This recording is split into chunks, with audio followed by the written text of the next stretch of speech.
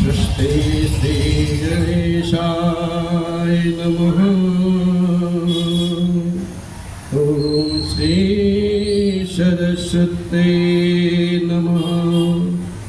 ओम श्री परमात्मने नमः। श्री जानकी वल्लभो विजयते तरा।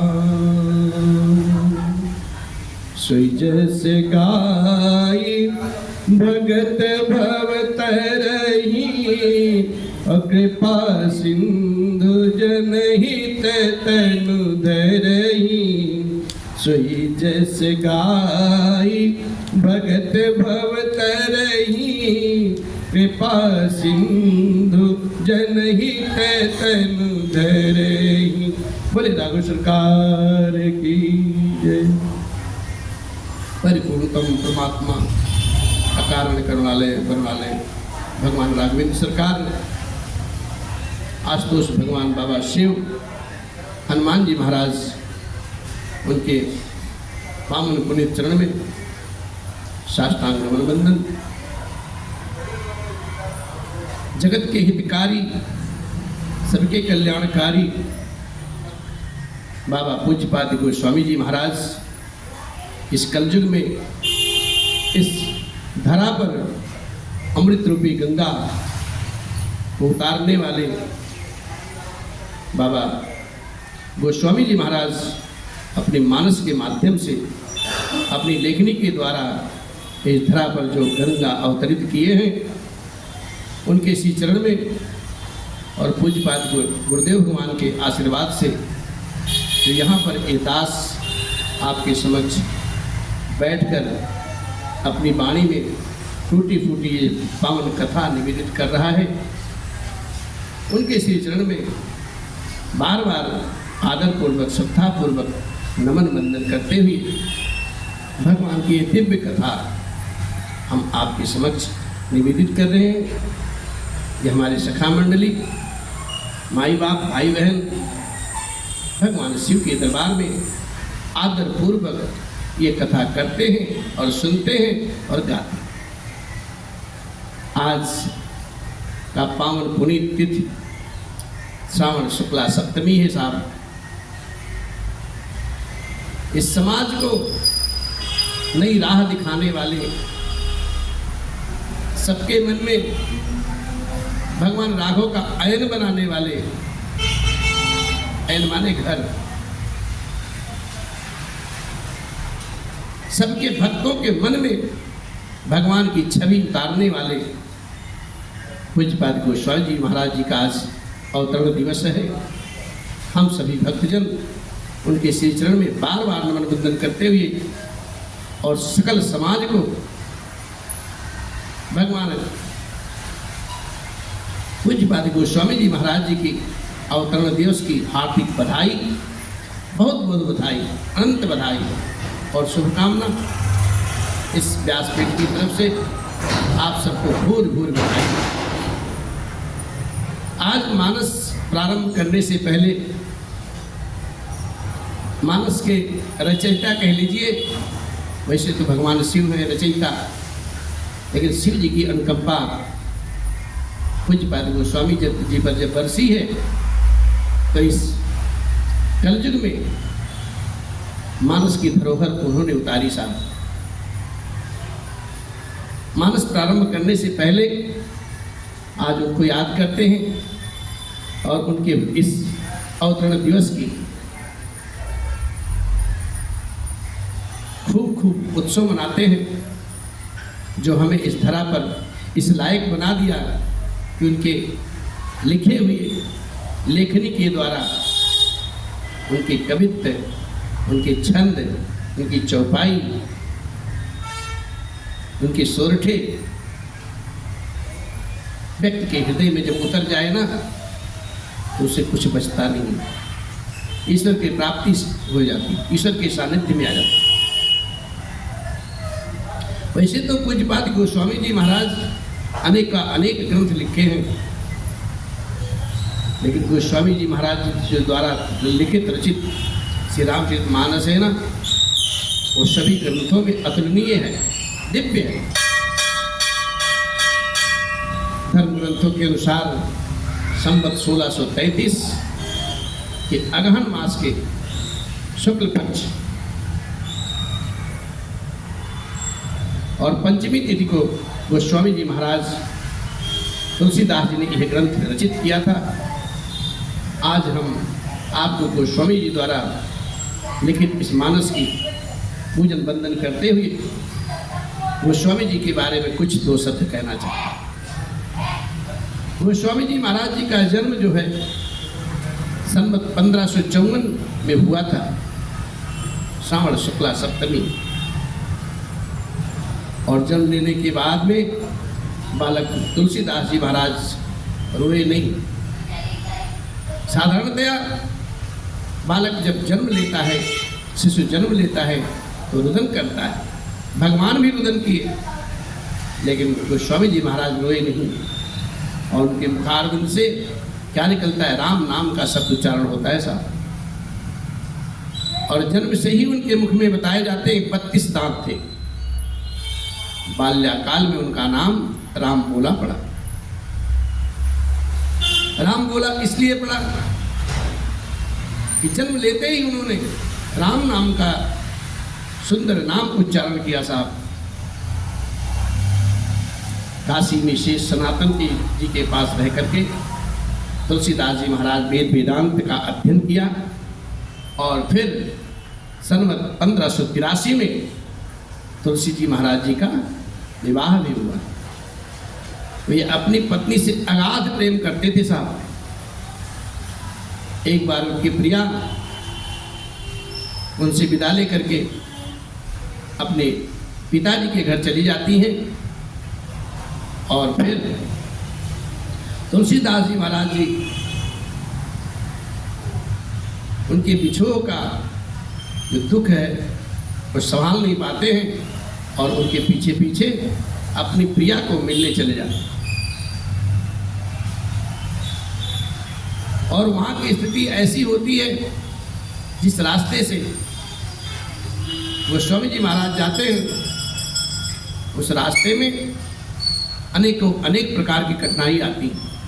और उस कठिनाइयों को पार करते हुए गोस्वामी जी महाराज उस विषम परिस्थिति में जब अपनी प्रिया के सामने पहुंचते हैं तो प्रिया देखते ही उनको अवाक रह जाती है और कहती है, नाथ आप इस वक्त अधिक इंतजार करते,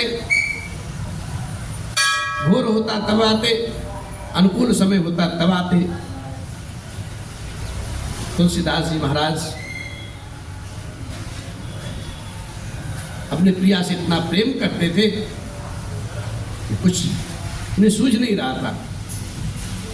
अंततः उनकी प्रिया जो है वो कहती हैं, इस हाड़ मास की कटरी में आपको इतना लगाव है, इतना प्रेम है, एक ना एक दिन ये जल की खाक हो जाएगी, राख हो जाएगी। इतना अनुराग, इतना प्रेम अगर भगवान राघवेंद्र से करते, हरि से करते तो साक्षात उतर के आपके पास आ जाते और आपका जीवन धन्य हो जाता। नाथ हमसे इतना प्रेम।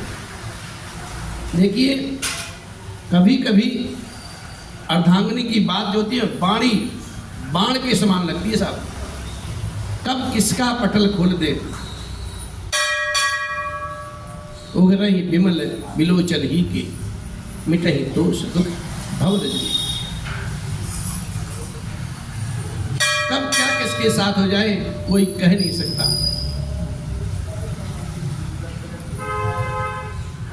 गोस्वामी जी महाराज अपनी प्रिया की ऐसी व्यंग्यात्मक वाणी सुनते हैं, उनको फिर ज्ञान होता है, अरे मैं क्या कर रहा हूँ। और उसी समय गोस्वामी जी महाराज उल्टे पैर वापस आ जाते हैं और भगवान की साधना में लग जाते हैं। एक समय की बात है, एक रात में पूज्यपाद गोस्वामी जी महाराज सो रहे थे तो उन्हें स्वप्न आता है और स्वप्न में भगवान शिव ने उन्हें आदेशित किया है कि तुम अपनी ये जो काव्य रचना लिखते हो ना वो अपनी भाषा में लिखो। तुरंत गोस्वामी जी महाराज जी की नींद टूट जाती है और वो उठकर बैठ जाते हैं और वे अपने कमलों के हाथों से लेखनी और भोजपत्र उठाते हैं और फिर महान दिव्य ग्रंथ का रचना कर डालते हैं, जिसको हम सब बैठ करके आप सब गाते हैं, सुनते हैं। और हमारे हिंदू धर्म में, हिंदू समाज में इस सनातन पद्धति आई है, भगवान का नाम गाना है, भगवान का नाम पढ़ना है, भगवान के गुण को समझना है। ऐसा सप्त जहाज स्वामी जी महाराज अपने हाथों से लिखते हैं और इस जहाज पर बैठ करके जीव सहज ही इस भवसागर को पार कर जाता है। साहब आइए मानस के प्रसंग में प्रवेश करते हैं। एक बार पुनः पूज्यपाद गोस्वामी जी महाराज जी को नतमस्तक, बार बार नमन वंदन। हम सबको ऐसी धरोहर देके गए हैं प्रभु। और कल की कथा में हम सब आपके समक्ष बैठ करके नारद जी का चरित्र गाया है। भगवान शिव माँ पार्वती जी से कहते हैं, देवी मैंने एक दो चरित्र जो आपको सुनाए हैं और एक दो कारण सुनाता हूँ। भगवान की ऐसी, भगवान का ऐसा स्वभाव है, ऐसी प्रवृत्ति है कि जब जब धर्म की हानि होती है ना, तब तब धर्म का संस्थापना करने के लिए भगवान किसी न किसी रूप में जन्म ले ही लेते हैं। यही कथा याज्ञवल्क्य जी महाराज भरद्वाज जी को प्रयागराज जी में सुना रहे हैं। और मेरे बाबा लिखते हैं, एक कल्प यही है तु प्रभु लीन मनुज अवतार, सुर रंजन सज्जन सुखद हरिभंजन भुवि भार। देवताओं को प्रसन्न करने के लिए, सज्जनों को सुख देने के लिए और पृथ्वी का भार हरण करने के लिए भगवान एक कल्प में इसी प्रकार का मनुष्य अवतार धारण करते हैं।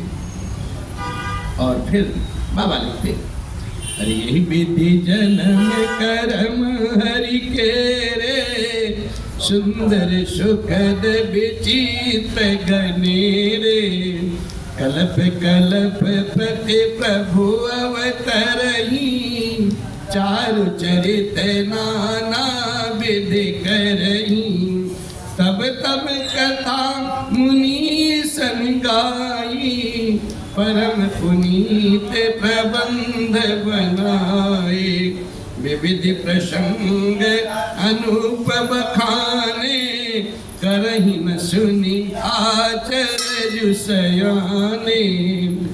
अब हरि अनंत हरि कथा अनंता, कहीं सुनहि बहुविध सब, रामचंद्र के चरित सुहाए, कल्प कोटि लगी जाहि न गाए, यह प्रसंग मय कहा भवानी, हरि माया मोहि मुनि, प्रभु कवतों की प्रणत हितकारी, सेवत सुलभ सकल दुख हारी, सेवत सुलभ सकल दुख।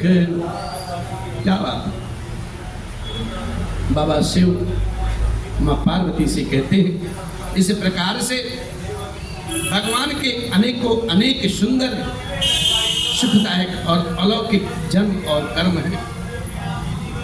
प्रत्येक कल्प में जब जब भगवान अवतार लेते हैं ना, और नाना प्रकार की सुंदर लीलाएं किया करते हैं, तब तब मुनीश्वर लोग परम पवित्र काव्य रचना करके उनकी कथाओं का गान किया करते हैं। जैसे ये काव्य की रचना पूज्यपाद गोस्वामी जी ने की और भांति भांति के अनुपम प्रसंगों को गा गा करके, लिख लिख करके वर्णन किया है, जिसको सुन करके समझदार विवेकी जन लोग आश्चर्य नहीं मानते। जो सज्जन पुरुष हैं, भगवान के जो चरित्र हैं, अलौकिक कर्म हैं, उनको पढ़ करके, उनको सुन करके वो आश्चर्य नहीं मानते हैं। और प्रभु की जो कथा है अपार है साहब, अनंत है। इस कथा का कोई भेद नहीं पा सकता। और सब संत जन अपने अपने मत के अनुसार, अपनी अपनी बुद्धि के अनुसार भगवान की प्रशंसा करते हैं, कथा लिखते हैं, कहते हैं और सुनते हैं। भगवान श्री रामचंद्र जी की जो चरित्र है वो सुंदर है, करोड़ कल्पों में भी नहीं गाए जा सकते साहब। इनका जो चरित्र है अपार है, अनंत है। भगवान बुद्ध भावन शिव मैया पार्वती जी से कहते हैं कि हे देवी, मैंने तो यह बतलाने के लिए इस प्रसंग को कहा है। ज्ञानी मुनि और भगवान की माया से मोहित हो जाते हैं। अच्छे अच्छे संत, ऐसे अच्छे मुनि, जब नारद जी महाराज जैसा मुनि भगवान का अनंत प्रिय वो मोहित हो जाते हैं, तो हम जैसे साधारण व्यक्ति की क्या मसाल साहब। प्रभु की लीला में स्वभाव है और लीला करते रहते हैं, और शरणागत पे हमेशा कल्याण किया करते हैं। वे सेवा करने में बहुत ही सुलभ से मिल जाते हैं और दुख को मिटा देते हैं। इस प्रकार से बाबा कहते हैं आगे, सुर नर मुनि को नाई, जहि न मोह माया प्रबल, अस विचारी मन माई, भजई महामायापति। इस जगत में ऐसा कोई नहीं है, चाहे वो देव हो, चाहे मनुष्य हो, चाहे मुनि हो, जिसको भगवान ने अपनी माया के वशीभूत ना किया हो, माया जिससे व्याप्त ना हो। ऐसा मन में विचार करके हे सयानी, उन परम कल्याणकारी दीनबंधु दीनानाथ भगवान को भजा करो, मनन किया करो। ऐसे भगवान पर न्यौछावर हो जाना चाहिए प्रभु। ऐसा सीख बाबा शिव माँ उमा को देते हैं। अब कहते हैं देवी और सुनो, अभी तो शुरुआत है, अभी तो सुनते ही रहो। बाबा कहते हैं, अपर हेतु सुन शैल कुमारी, कहूँ विचित्र कथा विस्तारी, जही कारण अज अगुण अरूपा, ब्रह्म भयो कौशलपुर भूपा। जो प्रभु विपिन फिरत तुम देखा, बंधु समेत धरे मुनि बेसा, जासु चरित अवलोकी भवानी, सतीय शरीर रहिउ बहुरानी। अजहुन छाया मिटत तुम्हारी, तास चरित सुनु ब्रह्म रोजहारी, तास चरित सुनु ब्रह्म रोजहारी। बाबा भोलेनाथ हम एकदम गदगद है। श्रोता जब अच्छा मिल जाता है ना, तो वक्ता का कथा कहने का, वो जो कथा कहता है, कथा कहते कहते धन्य हो जाता, सार्थक हो जाती कथा, जब श्रोता अच्छा मिल जाए। बुद्ध भावन बाबा शिव साक्षात जगत के हितकारी हैं, भगवान के अनन्य प्रिय हैं। जब वो कथा कह रहे हैं, ऐसा वक्ता और श्रोता कैसा, मैया पार्वती जी जैसे, दोनों साहब एक दूसरे के पूरक हैं। तो कहते हैं कि राजकुमारी, अब दूसरा कारण सुनो। भगवान के अवतार का अब मैं दूसरा कारण सुनाता हूं। उनकी विचित्र कथा विस्तार से कहता हूं, जिस कारण से जन्म रहित, निर्गुण और रूप रहित अव्यक्त सच्चिदानंद घन भगवान नारायण जो ब्रह्म है, वो अयोध्यापुरी के राजा हुए। वही कथा अब मैं सुनाता हूं। जिन प्रभु ने श्री रामचंद्र जी को तुमने भाई लक्ष्मण जी के साथ मुनियों का सा बलकल वेश में देखा, जो वन में इधर उधर विचर रहे थे। हे भवानी, जिनके चरित्र को देख करके सती के शरीर में तुम ऐसी बावली हो गई कि मुझे समझाते समझाते अथक प्रयास किया, लेकिन फिर भी तुम समझ नहीं पाई। आज भी कुछ कुछ अंश तुम्हारे अंदर है, अभी वो छाया गई नहीं है। बाबा भूत भावन शिव और उन्हीं के भ्रम के रोग के कारण जो करने वाले चरित्र हैं वो सुनो। लीला कीन जो कहीं अवतारा, सो सब कहीं हम मति अनुसारा। भरद्वाज सुनि शंकर पानी, सकुच सप्रेम उमा मुस्कानी। फिर अरे लगे बरहुरे बरने बिरस के तू, सोय अवतार भयं जहिए तू। इस चौपाई में जब हम बड़े ध्यान से इस चौपाई का मनन करेंगे, ध्यान धरेंगे, तब समझ में आएगा कि कौन क्या कह रहा है साहब और किससे कह रहा है। बुद्ध भावन शिव उमा जी से कहते हैं, हे देवी, उस अवतार में भगवान ने जो जो लीलाएं की वो सब मैं भी अपनी मति के अनुसार तुमसे कहूंगा। अब कहते भरद्वाज सुनि शंकर बानी, सकुच सप्रेम उमा हर उमा मुस्कानी। अब कहने का तात्पर्य है कि भरद्वाज जी महाराज शंकर जी से कथा नहीं सुन रहे थे। भरद्वाज जी महाराज शंकर जी से कथा नहीं सुन रहे थे और शंकर जी की वाणी को सुनकर के मैया मुस्कुरा पड़ती हैं। समझ रहे हो आप? कहने का भाव यह है कि याज्ञवल्क्य जी भी महाराज कथा उनको सुना रहे हैं और भगवान शिव की वाणी में वो कहते हैं कि हे भरद्वाज जी महाराज, ऐसी बात जब भगवान शिव ने उमा जी से कही है तो उमा जी इस प्रेम में बस मुस्कुरा पड़ती हैं और फिर बाबा बुद्ध भावन शिव कथा को आगे बढ़ाते हैं और कहते हैं कि जिस प्रकार से भगवान का अवतार हुआ, जिस कारण से भगवान का अवतार हुआ, उसका वर्णन भगवान वृषकेतु उमा जी के समक्ष करने लगे।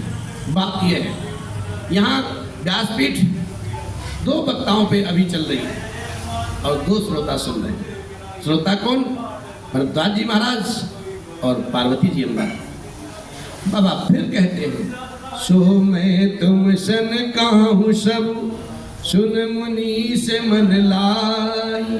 राम कथा कलिमल हरनि, मंगल करनि सुहाई। अब यहाँ बात आती है, याज्ञवल्क्य जी महाराज भरद्वाज जी से कहते हैं, सो कथा, जो कथा भगवान शिव ने माँ उमा जी को सुनाई है, वही संवाद, वही कथा, सो मैं तुम सन कहूँ। हे भरद्वाज जी, वही कथा मैं आपके सामने तुम्हारे समक्ष करता हूँ।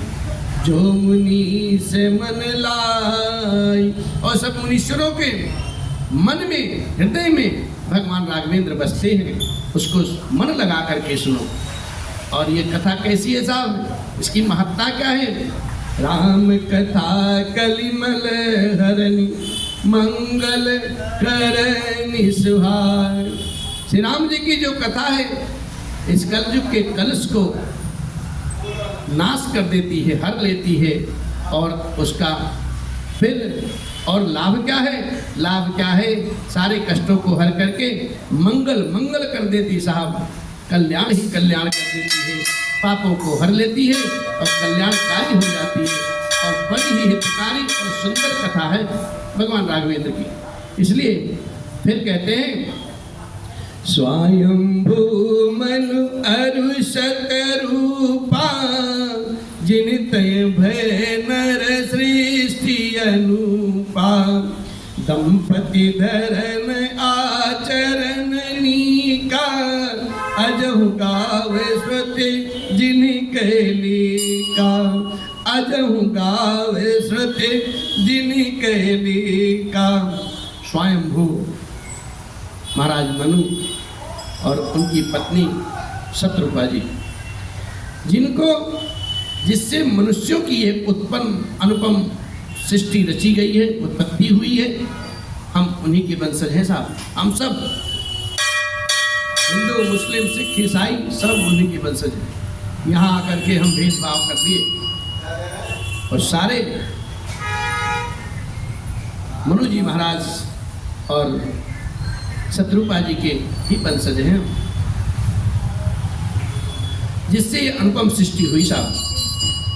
और दोनों पत्नी के धर्म और आचरण बहुत अच्छे थे, बहुत नीक थे, जिनका वेद आज भी मर्यादा से गान किया करते हैं। अब स्वयंभू और मनु शत्रुपा जी महाराज ये क्या है, उनके पुत्र थे उत्तानपाद, जो नृपुत्तानपाद सुततासु ध्रुव हरि भगति भयउ सुत जासु। लघु सुत नाम प्रिय व्रत ताहि वेद पुराण प्रशंसहि जाहि। जो राजा उत्तानपाद थे उनके पुत्र थे, जिनके पुत्र प्रसिद्ध हरिभक्त ध्रुव जी महाराज हुए। उन मनु जी के छोटे लड़के का नाम था प्रियव्रत, जिनकी प्रशंसा वेद और पुराण गाया करते हैं। लघु सुत नाम प्रिय व्रत ताहि वेद पुराण प्रशंसहि जाहि। देवहूति पुनीता सुकुमारी जो मुनि कर दम के प्रिय नारी। आदि देव प्रभु दीन दयाला जठर धरऊ जहि कपिल कृपाला। सांख्य शास्त्र निज प्रगट बखाना तत्व विचार निपुण भगवाना। तेहि मनुराज कीन बहु काला प्रभु आयसु सब विद प्रतिपाला। प्रभु आयसु सब विधि प्रतिपाला। और उनकी कन्या जो थी देवहूति, उनकी कन्या थी जो कर्दम मुनि की प्रिया थी, और जिन्होंने आदिदेव दीनों पर दया करने वाले समर्थ एवं कृपाल भगवान कपिल को अपने गर्भ में धारण किया। सांख्य शास्त्र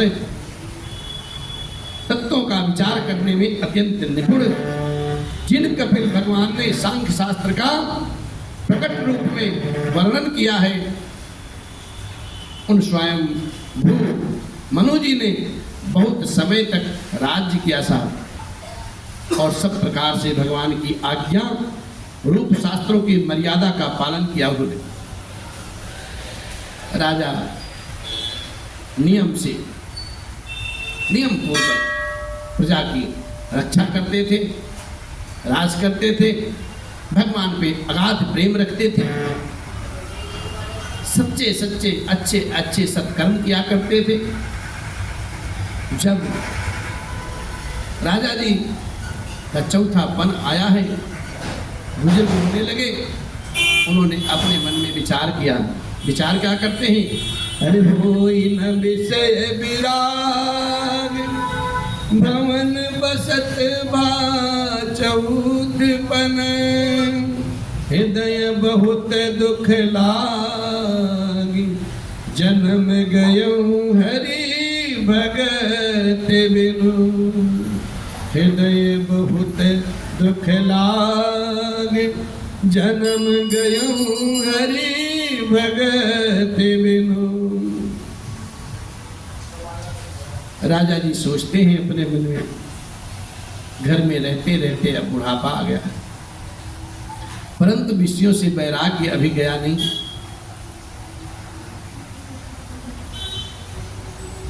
अब क्या करें? इस बात को सोच विचार करके उनके मन में बहुत ग्लानि होती है, दुख होता है और कहते हैं मेरा जन्म निरर्थक है, ऐसे ही व्यतीत कर दिया, भगवान का नाम तो हमने गाया ही नहीं, भगवान की भक्ति तो बिना जन्म के ही गंवा दिया। ऐसे ही जन्म लेने का फायदा क्या? जिस उद्देश्य से जीव आता है, राम राम रटेंगे, राम राम गाएंगे,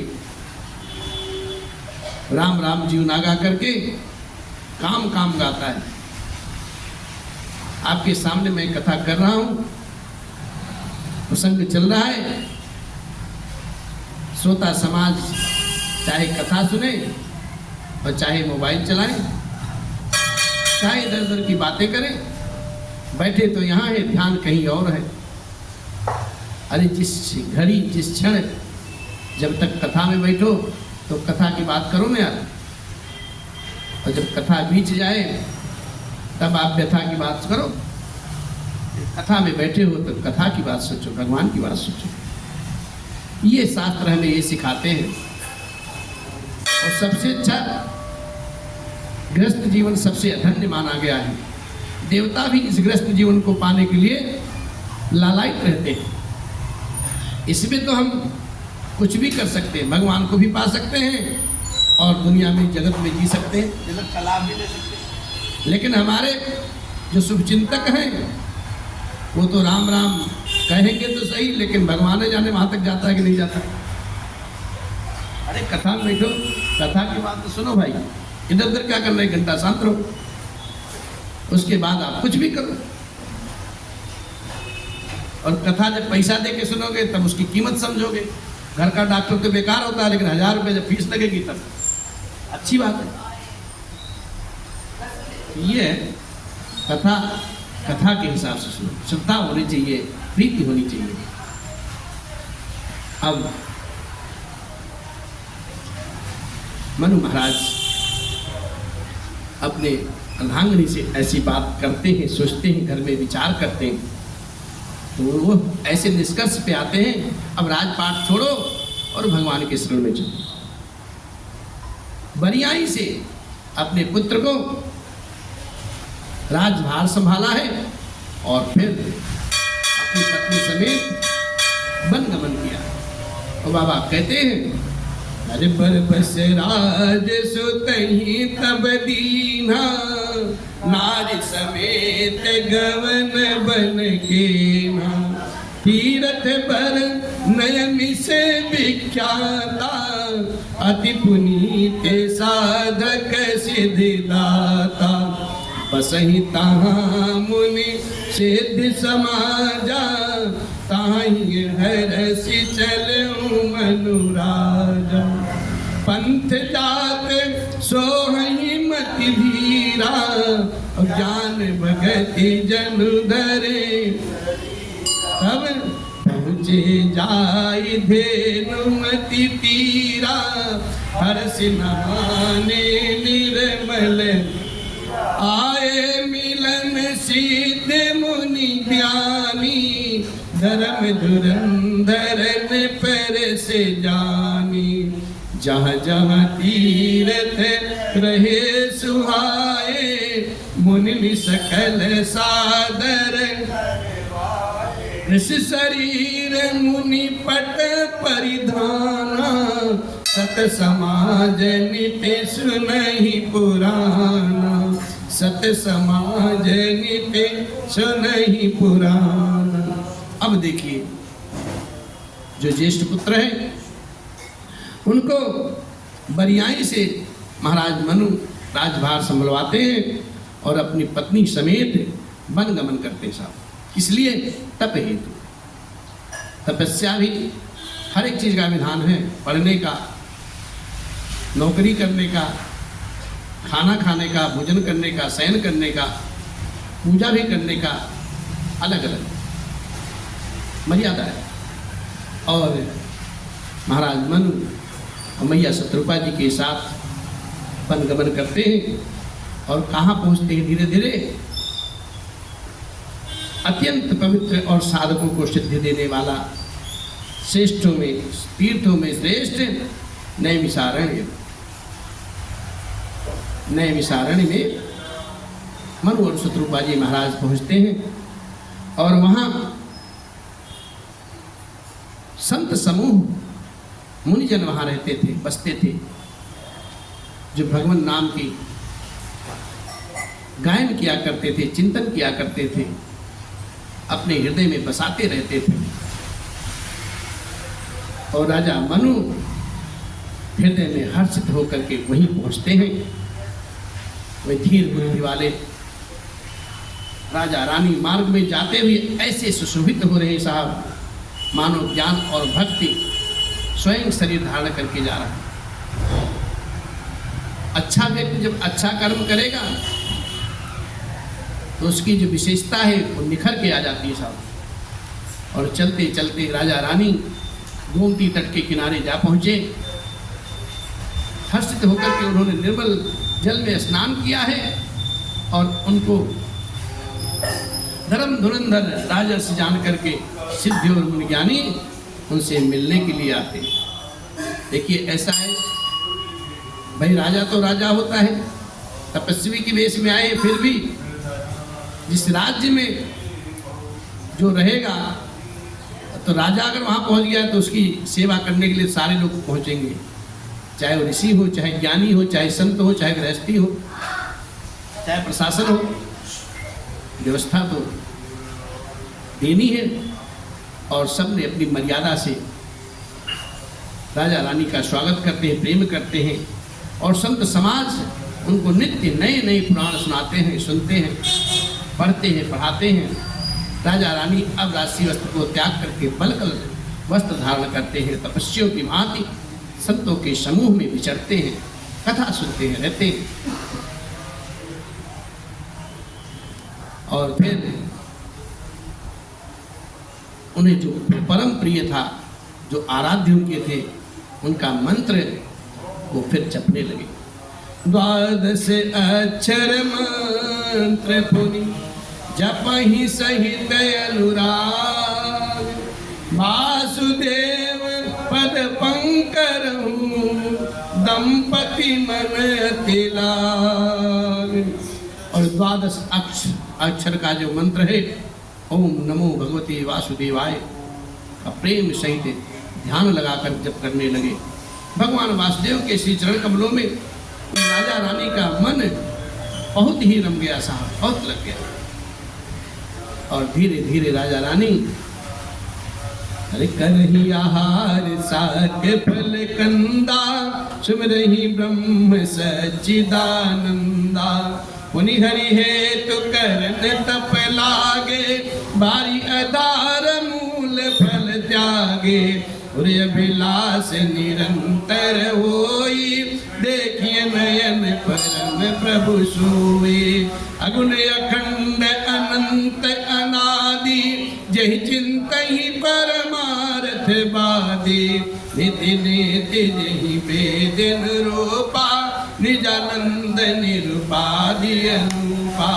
शंभु बिरंच विष्णु भगवाना, उपजहि जासु वंश ते नाना। ऐसे प्रभु सेवक बस आई, भगत हेतु लीला तनु गाई।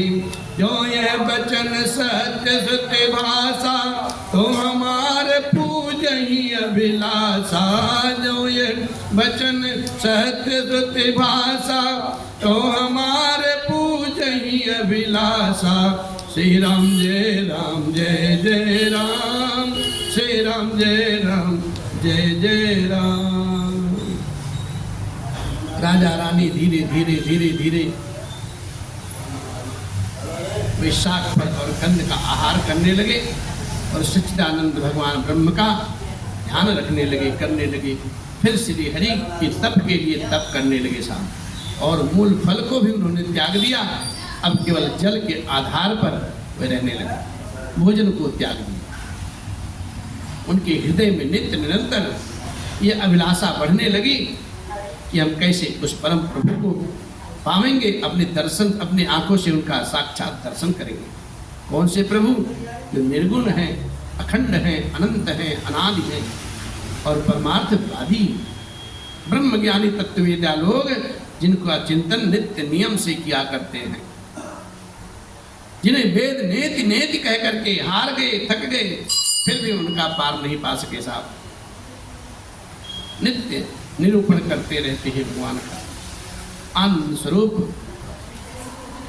उपाधि रहित और अनुपम है साहब ऐसे भगवान, जिनके अंश से अनेकों शिव, अनेकों ब्रह्म और अनेकों अनेक विष्णु भगवान प्रकट होते हैं। ऐसे महान प्रभु को पाने के लिए राजा रानी तपस्या कर रहे हैं और ऐसे प्रभु भी सेवक के बस में हो जाते हैं, प्रभु भक्तों के बस में हो जाते हैं और अपने दिव्य लीला विग्रह को धारण करके वो समक्ष साक्षात्कार करते हैं। यदि वेदों में ये सत्य वचन कहा है तो हमारी अभिलाषा जरूर पूरी होगी, अवश्य पूरी होगी। राजा रानी के मन में ऐसा दृढ़ संकल्प है, भगवान ऐसे हैं, ऐसे ऐसे गुण हैं, ऐसा उनका प्रभाव है, तो हम पे क्यों नहीं अपनी कृपा करेंगे। हर कृपा की न होती जो आदत तुम्हारी, तो सुनी ही रहती अदालत तुम्हारी, तो सुनी ही रहती अदालत तुम्हारी, कृपा की न होती जो आदत तुम्हारी, तो सुनी ही रहती अदालत तुम्हारी, तो सुनी ही रहती अदालत तुम्हारी, तो सुनी ही रहती। ओ गरीबों को दिल में जो तुम ना तो आते, गरीबों के दिल में तो किस ढंग से होती, तो किस ढंग से होती इबादत तुम्हारी, तो किसे तो किसे घर में होती इबादत तुम्हारी, बेफाकी न होती। अरे गरीबों की दुनिया है आबाद तुमसे, गरीबों की दुनिया है आबाद तुमसे, गरीबों से है बादशाहत तुम्हारी, गरीबों से है बादशाहत तुम्हारी, बेपाकी न होती जो आदत तुम्हारी, तो सुनी ही रहते अदालत तुम्हारी, तो सुनी। अरे न मुलजिम ही होते न तुम होते हाकिम, न मुलजिम ही होते न तुम होते हाकिम, न घर घर में होते, हाँ न घर घर में होते इबादत तुम्हारी, न घर घर में होते इबादत तुम्हारी, बेफाकी न होती जो आदत तुम्हारी, बेफाकी न। अरे तुम्हारी ही उल्फत के दृग बिंदु हैं हम, तुम्हारी उल्फत के दृग बिंदु हैं हम, तुम्हें सौंपते अपने जीवन को ही सौंप दिया। अरे तुम्हें सौंपते ये अमानत तुम्हारी, तुम्हें सौंपते ये अमानत तुम्हारी, कृपा की न होती जो आदत तुम्हारी, तो सुनी ही रहते, अदालत तुम्हारी तो सुनी। बोले राघव सरकार की जय। राजा रानी अभी तपस्या कर रहे हैं भाव से। अब आगे की कथा कल हम गाएंगे, आप जरूर आइएगा भैया। और फिर मेरे अलबेल राम तेरे चरणों का मैं हूँ गुलाम, ओ मेरे अलबेल राम तेरे चरणों का मैं हूँ गुलाम, ओ मेरे अलबेल राम, मेरे अलबेल राम, मेरे अलबेले, ओ मेरे अलबेले राम, मेरे अलबेले राम तेरे चरणों का मैं, ओ मेरे अलबेले राम तेरे चरणों का मैं हूँ गुलाम, ओ मेरे अलबेले राम। बोले राघव सरकार